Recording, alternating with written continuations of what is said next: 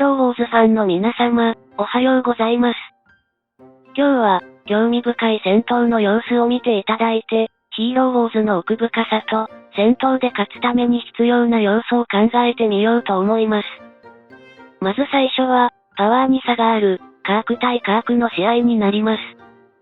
左側は、チームメイトの T ウルフさんが所有するカークで、右側が、カーク信者の所有するカークになります。この試合では、パワーに勝る左側のカークが、右側のカークに多くの通常ダメージを与えています。そして、それが要因となり、右側のカークのエナジーは、左側よりも早く満タンになって、スキル発動の速さで、右側のカークが勝利しました。パワーの優劣だけで、勝ち負けが決まらない点が、ヒーローウォーズの戦闘の特徴になります。この例は、ヒーロー一人という極端な例ですが、この戦闘シーンをご覧になるだけでも、カーク信者が伝えたいことを、少しは理解されたかと思います。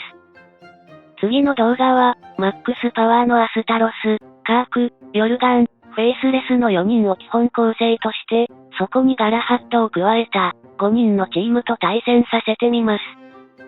ガラハットを加えたチームの方が、ヒーローの人数では圧倒的に優位な状況ですが、実際に戦闘が始まってみると、あれれという結果になります。ヒーローウォーズでは、ヒーローがダメージを受けると、エナジーの蓄積速度が速くなり、結果的に、スキルの発動が速くなります。つまり、敵を倒しきれない程度の弱いダメージを与えるだけでは、敵チームのスキル発動を促すことになるので、人数で有利な状況でも、負けにつながることがあります。また、右側のチームでは、カークの本来の戦闘ポジションは前線ですが、カークの前で、アスタロスとガラハットが敵からのダメージを多く防いでしまうので、右側のカークは、スキルの発動が遅くなります。全く同じヒーローの組み合わせに、ガラハットを加えると、それが逆効果となってしまい、かえって弱いチームになってしまいます。カーク信者は、ダブルタンク編成に懐疑的ですが、アスタロスとガラハットが前衛のポジションでダメージを一手に引き受けてしまうと、本来は、前衛のポジションで戦う戦士の、スキル発動回数が減ってしまいます。この事例だけでは、偶然と思われるかもしれないので、ヨルガンをネブラに置き換えて、同じように検証します。ネブラは両隣のヒーローに対して、攻撃力を増幅させるスキルを持っていますが、これも先ほどと同様に、ガラハットが加入して有利なはずの5人が負けてしまいます。理由はいろいろあると思いますが、アスタロスとガラハットのダブルタンク編成には、致命的な欠陥があると言っても過言ではないと思います。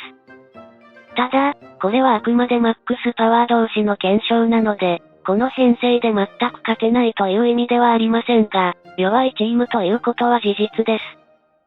次の動画も同じような組み合わせにしていますが、ヤスミンと金魔王は、前衛で戦う設定になっているヒーローです。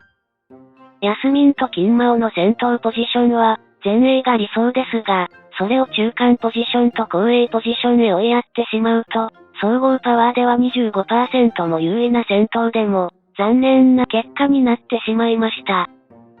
つまり、アスタロスとガラハットのダブル編成は、表面上は5人のチームですが、中身は4人以下ということになります。これらの例は、通常では起こり得ない、マックスパワー同士の戦闘シミュレーションですが、こうやってヒーローの組み合わせをある程度テストしてから、育成するヒーローを決定することをお勧めします。実際の遊戯では、敵も味方も育成途中のヒーロー同士で、戦闘をするので、自分のチーム編成の欠陥に気づきづらいと思いますが、ヒーローのレベルが上昇するにつれて、チーム編成の欠陥が顕著化してきます。数ヶ月間も苦楽を共にしたチーム編成には、愛着もありますし、別のヒーローを育てる決断など、できることなら避けたいと思います。カーク信者の場合も、当初のメンバーは、アスタロス、ヤスミン、金魔王、ヨルガン、テアでした。そして、マーサ、フェイスレス、カークを入手するたびに、テアをマーサと入れ替え、ヤスミンをカークに変更し、最後に金マオとフェイスレスの交代で、理想系のチームが出来上がったのです。この入れ替えが全て完了したのは、チームレベル70の時でしたが、入れ替えを行ってから最初の数週間は、ギルド戦でも負けてばかりで、苦しかったことをよく覚えています。私の場合は、ヒーローを入れ替える前提で育成していたので、アーティファクトやグリフは育てていませんでしたが、それらに投資をしてしまったヒーローを入れ替えることは、非常に苦しい決断になります。その苦しい気持ちは、このゲームを遊戯しているほとんどの人が経験することなので、ぜひ、団長の思いで、ヒーローを入れ替えてください。さて、動画終了のお時間になりましたので、今回はここまでになります。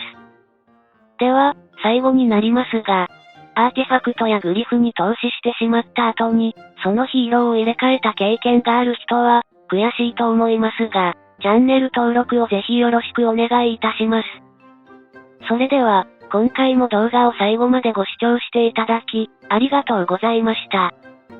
また次回の動画でお会いしましょう。